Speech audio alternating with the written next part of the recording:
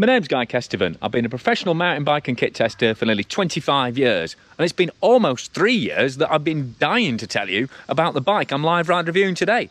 The brand new Stif Squatch Trail 29er. Right, so I'm going to go over the static details quickly now because it's the kind of day when this bike is going to end up absolutely filthy, and as it's brand new, let's have a look at it while it's fresh. So, Squatch, first the name comes from Big Al, who works at Stif, whose nickname is Stif Squatch, and the Stif Morf, which was one of the most joyful and lively steel hardtails I've ever ridden, is a 27.5 bike, and he always wanted a 29er. So, in honour of Al and his patients, the 29er, it was always kind of nicknamed the Squatch, and it's officially going to be called the Squatch. So, we have a big Squatch logo on the top tube there. In terms of reach, the previous Morph was, I mean, it's been around for a long old time. I mean, like I say, I first started chatting to Sammy Stif about this bike in like early 2018 because it was started, the Morph was kind of already almost being phased out. I mean, it's been carried on being sold and being really, really popular, but we were already talking about longer reach 29ers. So, back to the details. 480mm reach on this large, 460 on the medium, 500 on the extra large. So that's nice and simple. And seat tubes go from 420, 450, 480 off the top of my head on the three sizes. Back ends on all sizes are super short at 430mm.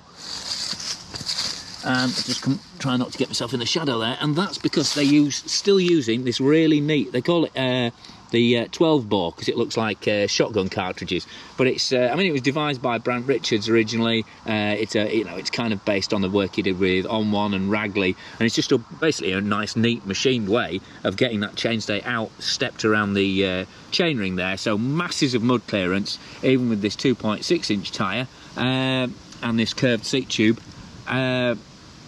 despite the fact he's got a super short 430 rear end. I mean, obviously, the original Morph was even shorter, and that gave it, partly, was why it had such a lively, kind of vivacious feel to it.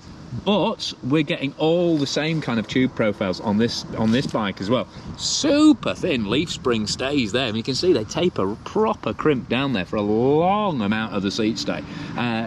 Curved up, I mean, it's relatively slim seat chain stays with a little kick up there, big replaceable dropouts, and this little butted seat tube there. So the top of the seat tube is slightly narrower diameter than the bottom of the seat tube, and in terms of seat tube angle, 78 degrees is the slackest this bike goes. It's actually designed to be 78 degrees in the largest size with the seat post at full extension. So shorter riders are going to have an even steeper seat tube, which is pretty radical numbers. I mean, 64 up at the front with this gusset reinforced head tube, so that's pretty slack and commanding. It's a 130mm travel fork still, Pike Ultimate on this bike. It's Pike Select on the cheaper bike spec, and on this bike it's GX, and there'll be an NX version as well. But probably the most radical dimension on this bike, and probably the most controversial one when they're developing it, because I rode a few of the prototypes over the past couple of years as they were working on the bike, is that this BB has an 80mm drop in relation to the axles, which means it's just above 290mm above the ground. So that's a proper gravedigger bottom bracket height in terms of trying to get pedalling in on some terrain. But the stability and planted sensation that this bike gives you is just outrageous. I mean, Sammy's a really, really keen skateboarder as well as a rider, and I think he just loves that kind of foot-centered control feel that you get on a skateboard, and he's kind of brought it across this bike here. In terms of more detailing, you can see it's all external cable routing. It's with a little neatly angled bit there to take it around the head tube. Nice, neatly ring reinforced and slightly flared head tube. It's a really short head tube. It's only 100mm. And in terms of kit, you've got triple compound Maxxis front and rear DHF, and then a forecaster on the rear for a bit more speed. Exo carcass on the front, 3C Max Terra triple, you know, for plenty of grip. And then on the back, you've got Exo Plus, so a slightly tougher carcass on the back. You've got wide WTB rims, you've got Hope hubs as standard, and there's even more goodness, you know, British design goodness in terms of Bergtech Minar grips, Bergtech bars, Bergtech stem, a Stif Bergtech top cap, neat little Stif metal logo on there. It's G2 RSC brakes, so top quality stoppers on it, and you've got a Bergtech saddle and a Lev seat post, and you even get Bergtech pedals as standard. The bike actually comes with really good quality pedals, which is immeasurably rare. And if you go for the more affordable build, I mean, I'm not going to quote exact prices because they'll obviously be confirmed when the bike goes on sale, but there is a less expensive bike which comes, like I say, comes with SRAM NX, but that still gets a whole ton of Bergtech componentry on it, including those Bergtech pedals. So happy days, you know.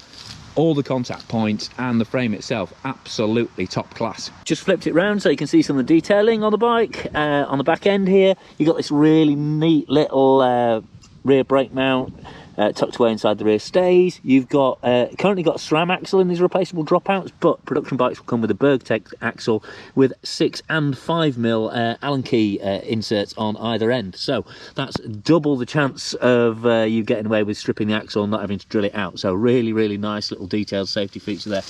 And moving in there, you can see the shelf behind the chainstay, the little reinforcing gusset there, but still loads and loads of mudroom. And it's look underneath, it's an ISCG chainring mount as well, increasingly rare. Semi-internal dropper post routing, and then the external cable and hose routing on the frame. And you know, it's a cheaper bike than most of the sort of Reynolds or brand name tubing options, but every single tube on this bike has been really well worked through. So not only is on the obvious tubes like these rear stays where there's a lot of external working and shaping and swaging gone on, but there's also the main tubes are a mix of triple butted, double butted and single butted, just to really define that ride feel. I mean, Sammy actually started work on steel road bikes way back when for Condor, and like I said, there's been you know, this bike, I think, I checked back, and the first emails about this bike were in relation to a test for MBUK on the 27.5-inch Morf in very early 2018. So by the time this video's out, it's going to be 3 years of development and kind of processing time on this bike. So that's the tech talk round. If I've taken too long over that, I'll just run that as a separate video, and there'll be a separate live ride review. So if that's the case, thanks very much for watching. Please click for notifications, share this video, shout out to your mates, tell them to have a look around it, give a thumbs up to like it. That really helps with the sharing of the sort of promotion of the channel online. And massive thanks to Stif for keeping me involved in the process of this bike and supporting the video, and to my Patreon supporters who give a small monthly pledge for the upkeep of the channel and whose names have been scrolling up here. So if you really like what I'm doing on the channel, then please consider joining those guys. But for now, I've been Guy Kestevan on Guy Kes TV, talking about the brand new Stif Squatch 29er trail bike. It's a beauty.